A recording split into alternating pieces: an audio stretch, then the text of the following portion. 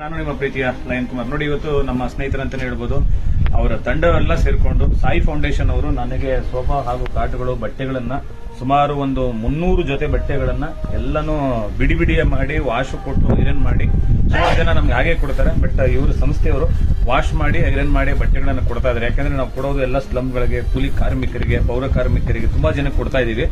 ಅದನ್ನ ನಿರಂತರವಾಗಿ ನಮ್ಮ ಸೋಷಿಯಲ್ ಮೀಡಿಯಾಗಳನ್ನ ನೋಡಿದಂತವರು ಇವರು ನನ್ನನ್ನ ಅವ್ರ ಕಚೇರಿಗೆ ಕರೆದ್ರು. ಇಲ್ಲ, ನೀವು ನಮ್ಮ ವೃದ್ಧಾಶ್ರಮಕ್ಕೆ ಬನ್ನಿ ಅಂತ ಕರೆದ್ರು. ಇಡೀ ತಂಡದವರು ಎಲ್ಲರೂ ಬಂದಿದ್ದಾರೆ. ಅವ್ರೆಲ್ಲರಿಗೂ ಧನ್ಯವಾದ ಹೇಳ್ತೀನಿ. ಮೂಲತಃ ಈ ಫೌಂಡೇಶನ್ ನಡೆಸ್ತಾ ಇರುವಂತಹ ಸಂಸ್ಥಾಪಕರಿಗೆ ನೀನ್ ಹೇಳ್ತೀನಿ. ಯಾಕಂದ್ರೆ ಟ್ರಸ್ಟಿನ ಯಾರು ಓನರ್ಗಳು ರಾಜಾರಾಮನ್ ಸರ್ಗೆ ಹೇಳ್ಬೇಕು. ಯಾಕಂದ್ರೆ ಅವ್ರಿಗೆ ಒಳ್ಳೆ ಮನಸ್ಸು, ಭಗವಂತ ಹೆಂಗ ಅವ್ರನ್ನ ಸೃಷ್ಟಿ ಮಾಡೋದ್ರ ಗೊತ್ತಿಲ್ಲ. ತುಂಬಾ ಅದ್ಭುತವಾದ ಮನುಷ್ಯ, ಒಳ್ಳೆಯವರು. ಅವರಲ್ಲಿ ಒಳ್ಳೆಯ ಹೃದಯ ಇರೋದ್ರಿಂದಾನೆ ಹೃದಯವಂತಿಕೆಯ ಕೆಲಸಗಳನ್ನ ಅವರ ಸ್ಟಾಫ್ ಕೈಲೂ ಮಾಡಿಸ್ತಾ ಇದ್ದಾರೆ, ಹಾಗೂ ನಮ್ಮನ್ನು ಸೇರಿಸ್ಕೊಬಿಟ್ಟಿದ್ದಾರೆ, ನಮ್ಮ ಕೈಲೂ ಮಾಡಿಸ್ತಾ ಇದ್ದಾರೆ. ಭಗವಂತ ಅವರ ಕುಟುಂಬಕ್ಕೂ ಹಾಗೂ ಇಲ್ಲಿ ಬಂದಿರುವಂತಹ ಎಲ್ಲ ತಂಡದವರಿಗೂ ಭಗವಂತ ಒಳ್ಳೇದ್ ಮಾಡಲಿ, ಅವರಿಗೆ ಆಯುಸ್ ಆರೋಗ್ಯ ಕೊಡ್ಲಿ.